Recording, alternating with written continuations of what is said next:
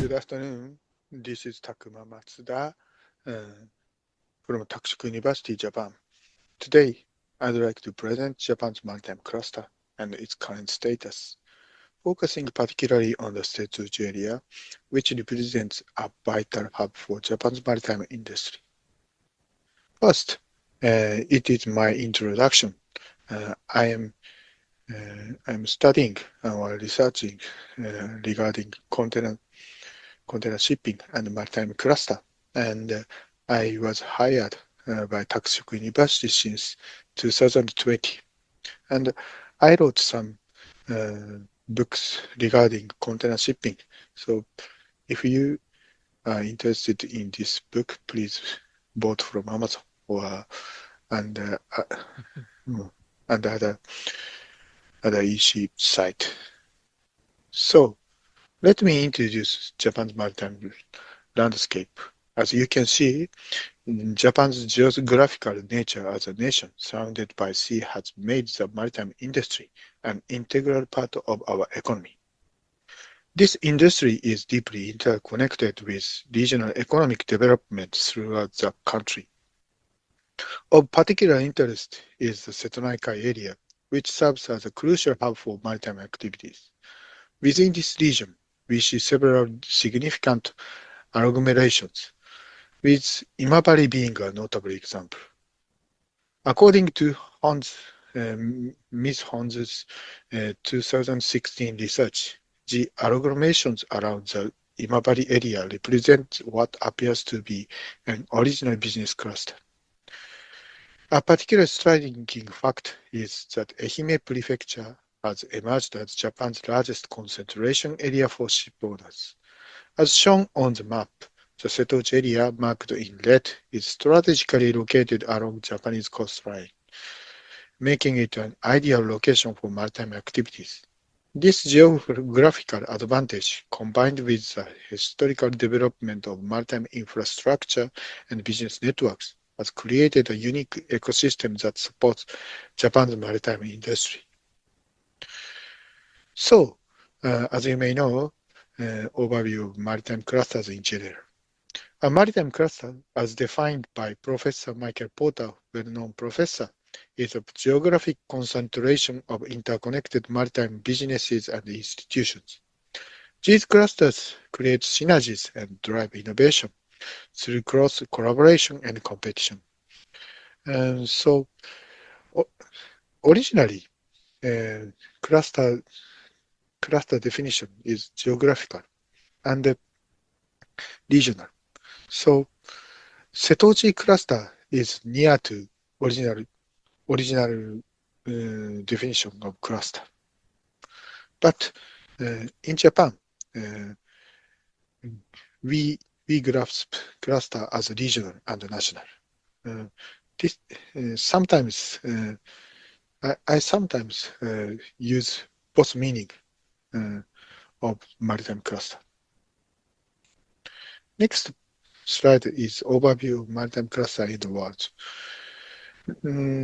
Each country has developed unique advantages in specific maritime clusters. For instance, the Netherlands excels in port-related industries, while the UK is a global hub for maritime services, hosting crucial institutions like IMO, Baltic Exchange, and specialized financial and insurance services. Japan's maritime cluster is notable for comprehensive strengths across multiple sectors. It means, so, as I said, national cluster, including major shipping companies like NYK Nippon Yusen, MOL, and K-Line, significant shipbuilding capabilities through companies like Imabari Zosen and JMU, and other ship owner community. Now, I would like to outline the key components of Japan's maritime cluster. The cluster consists of three main players: ship owners, shipping companies, and shipbuilding enterprises. Let me break down each sector's significance. In terms of ship owners and operators, Japan ranks third globally in owned tonnage. We have three major Japanese shipping companies, and along with numerous ship owners, particularly in the Setoji region. And our shipbuilding sector is equally impressive, ranking third worldwide in terms of tonnage built, after China and South Korea. Major players, as I said, this kind of, such as Imabari Zosen. The cluster also encompasses the robust marine equipment industry and vital port infrastructure. In economic terms, the maritime cluster generates a gross value added 4.74 trillion JPY, representing around 1% of Japan's GDP. While its production value reaches 12.63 trillion JPY, accounting for 1.25% of domestic production. As shown in the map, so there is some Setoji area cluster. Next slide is overview of the maritime cluster in Japan. So from a service supply perspective, at the center of this ecosystem are the shipping owners and operators and shipbuilding companies. These core businesses are supported by a complex network of services and suppliers. Looking at the blue arrows, we see the shipbuilding sector connected with parts suppliers, machinery, and engine manufacturers. The purple line shows the crucial financial services, including banks and insurance providers. The green connections represent services related to ship operations, including classification societies, ship management, and port-related services. And red lines indicate logistics and the trading aspects, linking the maritime cluster to various industries. So this comprehensive diagram illustrates how the maritime cluster serves as a vital bridge between various industries while being supported by multiple service providers in Japan. Then let me highlight the crucial relationship between Japanese shipping companies and their business partners. And this figure shows that Japanese shipping company handles approximately 6% of Japan's total seaborne trade. This percent is even higher for imports, reaching about 70%, with particularly strong representation of primary energy resources such as crude oil and gas. What is notable is the business model. Japanese shipping companies typically establish long-term contracts with the shippers and consignees, particularly with steel makers, electricity providers, gas companies, and manufacturers in container shipping.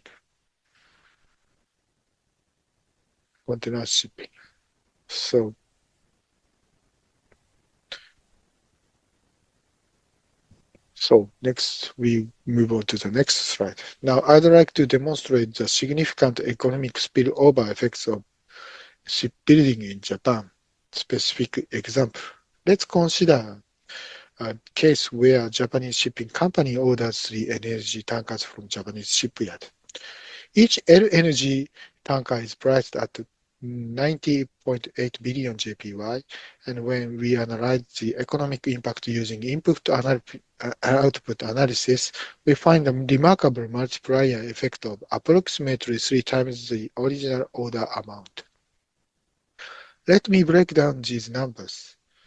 So then we move on to about focusing on the Setoji Maritime Cluster. This cluster is around 3 key areas: Ehime, Okayama, and Hiroshima. The cluster's main industries include ship owners, shipbuilding, and marine equipment. What is particularly impressive is its scale. This region accounts for approximately 30% of Japanese entire maritime industry. And let me share some specific economic figures. This cluster generates a gross value added around 800 billion JPY and production value of approximately 2.1 trillion JPY. This represents 2.3% of region's gross prefectural product, making it a significant contributor to the local economy. So next, we move on to the ship owners in Setouchi. One of the most distinctive features in the close proximity of various maritime businesses about ship owners in Setouchi, which creates significant advantages. This geographical concentration enhances collaboration in ship design and usability, while simultaneously fostering healthy competition that drives innovation and industry efficiency. The growth trajectory of Japan's domestic ship owners has been remarkable, particularly in Ehime Prefecture. As of September 2020, Ehime ship owners owned 1,199 ocean-going vessels. To put this growth in perspective, they owned 527 vessels in 2004. This represents an impressive doubling of fleet size over approximately 10 years. While the growth rate has moderated in recent years, it's important to note that fleet size continues to show steady increase. And the next one is shipbuilding and shipping company connection. So there's notable pattern in how Japanese shipping companies, including ship owners, typically place their orders. They predominantly choose Japanese shipping companies. The numbers clearly demonstrate this relationship. Japanese shipbuilding companies have constructed 77% of the existing fleet controlled by Japanese shipping companies. Looking at it from another angle, 64% of Japanese shipbuilders' orders come from domestic shipping companies. Moreover, Japanese shipbuilding companies source approximately 89% of their ship machinery and equipment from Japanese manufacturers based on the monetary value. This high percentage reflecting the strong integration and trust within Japan's maritime cluster. Next one is another major player, the regional financial institutions. The key supporters of this industry, main players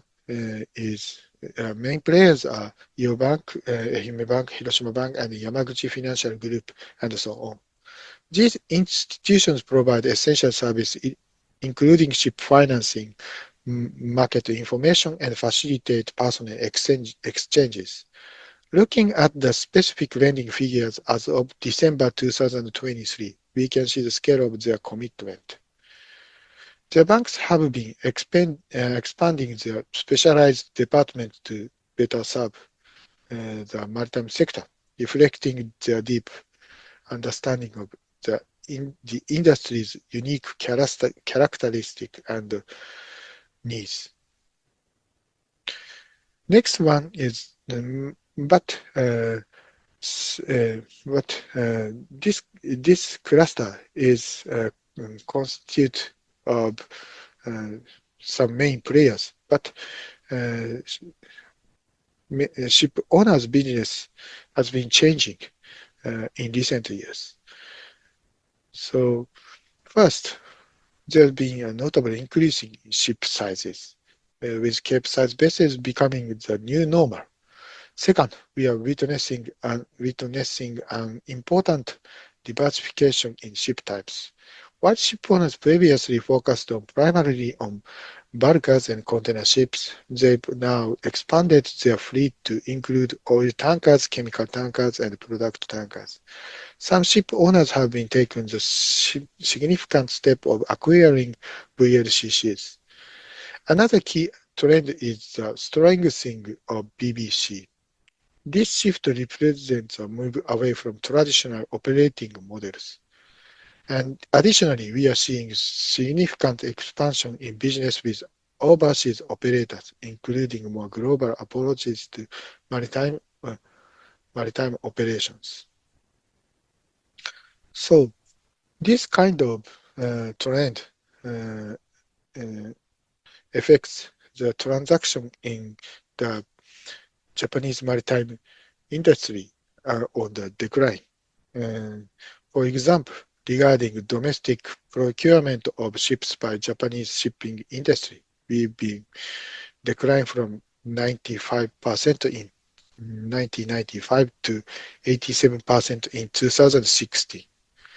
And most striking is decline in the Japanese marine industry sales accounted by shipbuilding industry, which has fallen 83% in 1995 and 52% in 2016. These figures clearly demonstrate a gradual but consistent decrease in domestic transactions across all aspects of Japan's maritime industry. So, declining trend. So,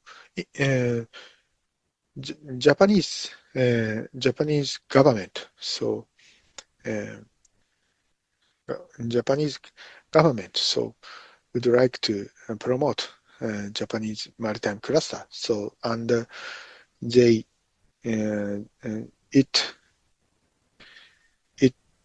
it make the Maritime Industry Strengthening Act, 海事産業強化法 in Japanese, and which has passed in May 2021. And this legislation represents a crucial government initiative to support and revitalize Japan's maritime sector. The act has two primary aims: to promote shipyard restructuring and improve productivity across the industry. And key points is threefold. First, it provides for government recognition of restructuring plans, giving official support to industry transformation efforts. Second, it offers concrete support through financial assistance and tax incentives, helping companies manage the cost of restructuring and modernization. Third, it includes measures to encourage new ship orders, stimulating activity in the sector. This legislation reflects the government's recognition of maritime industry's strategic importance and demonstrates a commitment to supporting its development assistance rather than direct intervention. So it's important, assistance. And the next one is challenges for the current maritime cluster. Let me outline the critical challenges facing Japan's maritime cluster today. First and foremost is a crucial need for ship owners to develop unique business models for survival. We are seeing a significant shift away from traditional patterns of Japanese operators. They use bulkers and they use long-term charters towards more diverse and international approach, including contracting with overseas operators, using non-bulker ship types and using short-time charters. And another notable trend is the growth of BBC bareboat charter deals, coupled with decrease in time charter negotiations. This shift represents a fundamental change in how business is conducted in the sector among ship owners in Japan. And the industry also faces three major structural challenges: a shortage of domestic shipbuilding capacity, combined with difficulties in expanding overseas. So it is related to the 海事産業強化法. And increasing costs driven by global inflation trends. Third one is investment challenges due to high ship prices and uncertainty surrounding next generation fuel ships. These challenges require strategic response and adaptation from all players in maritime cluster. Lastly, let me conclude by summarizing our key findings about Japan's maritime cluster current status. As we've seen today, this cluster serves as a vital economic driver, contributing around 1% of GDP and significant ripple effects throughout the economy. It's particularly important to note that its impact extends beyond regional economic and logistics development. Looking at current challenges, we face shifting business models and market dynamics, the need to adapting increasing international competition and barriers investment coupled with technological uncertainties.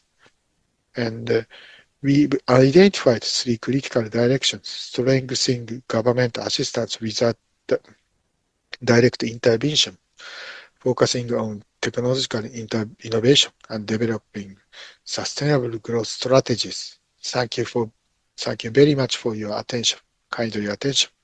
If you have any questions, please email me. Thank you very much.